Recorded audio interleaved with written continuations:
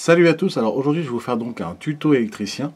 Alors étant de formation depuis les années 2001-2003 au lycée Félix Dantec, j'ai obtenu donc mon BEP Électrotech avec ma mention B1V qui à l'époque correspondait donc en tant qu'exécutant donc électricien.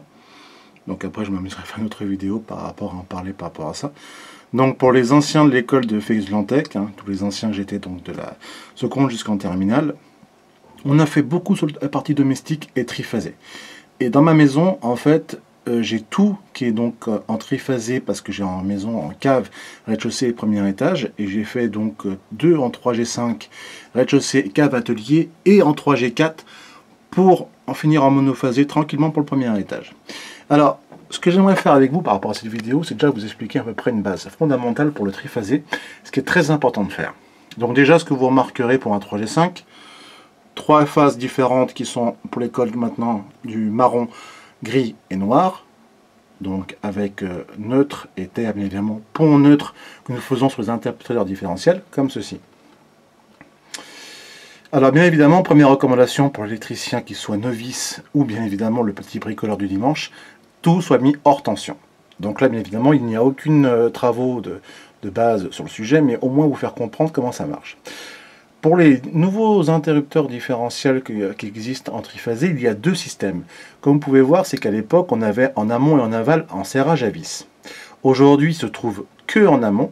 Et maintenant, il peut y avoir aussi l'interrupteur aussi à broche.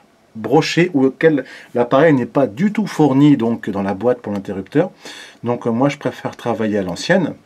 Alors, petit rappel tout simple, quand vous faites vos interrupteurs différentiels pour le triphasé, bien sûr, faire un cercle en pont, ou directement en broche métallisée, au choix. Personnellement, je préfère l'ancienne méthode parce que je préfère laisser le câble proprement pour le neutre de le faire. Après, c'est un avis personnel. Ensuite, pour la répartition de chaque appareil électrique que vous avez. Admettons, vous avez, par exemple, comme pour moi, vous avez votre chaudière, vous avez votre lave-linge et votre sèche-linge. Uniquement dans cette partie de la pièce qui correspond, ou même si vous avez dans un autre endroit, un four et autres. Ce que je fais, c'est que quand je fais donc les amenants sur les interrupteurs différentiels au disjoncteur, je fais des petites sections de 3 ou à peine 4 disjoncteurs chacun qui ne dépassent pas en termes d'intensité et d'ampérage pour un équilibre parfait, à savoir qu'il n'y a aucune surtension électrique. Prenons l'exemple concret ici, à savoir de mettre donc un système de 32-20-20, 32-20-16 pour une lumière uniquement, et encore du 32-20-20. Chacun de ces blocs, vous mettez un gros appareil électroménager. Vous mettez aussi un circuit prise, même avec un circuit lumière prise pour faire. On tient à rappeler aussi que normalement, avec les nouvelles normes, théoriquement, le 1.5 n'est considéré que pour la lumière. Même si le fournisseur nous rappelle qu'on a le droit de faire des prises 5 socles, ce sont des appareils minimes de chargement.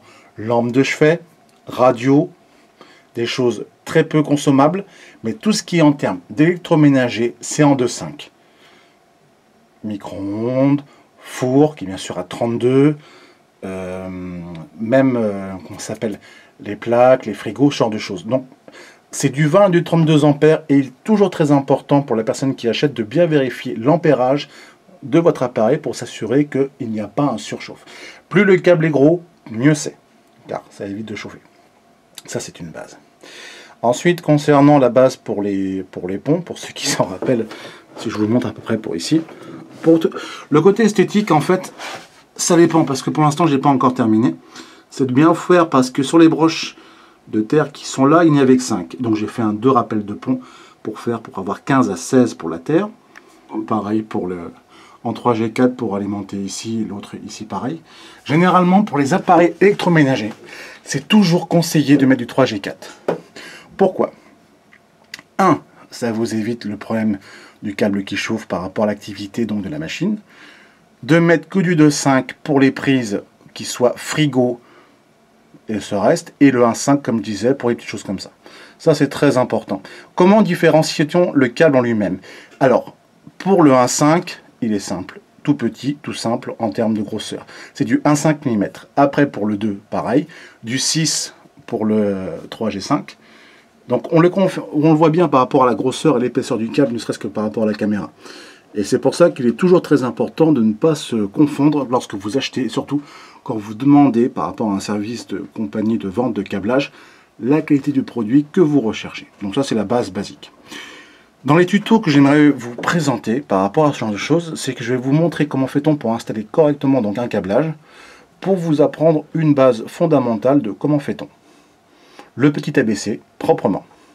J'ai déjà fait plus de 10 ans en mairie sur les différents des fois d'aide aux services des fêtes et autres pour les installations, pour des particuliers, pour les installations de fêtes en termes d'électrique. J'ai fait déjà 2 à 3 fois dans ma maison chez moi et pareil dans mes anciens appartements et autres. J'ai jamais eu de problème par rapport à ce que je faisais, donc je me dis pourquoi ne pas vous en faire une ce soir. Donc du coup, la première séquence de cette vidéo, étude, connaissance sur le sujet, et si bien évidemment vous avez des questions à poser par rapport au branchement, des spécifications par rapport au niveau des appareils, quel type de raccord faut-il faire, quel type d'appareil, de disjoncteur, d'interrupteur, de tableau, posez-moi la question, je vous y répondrai. Merci.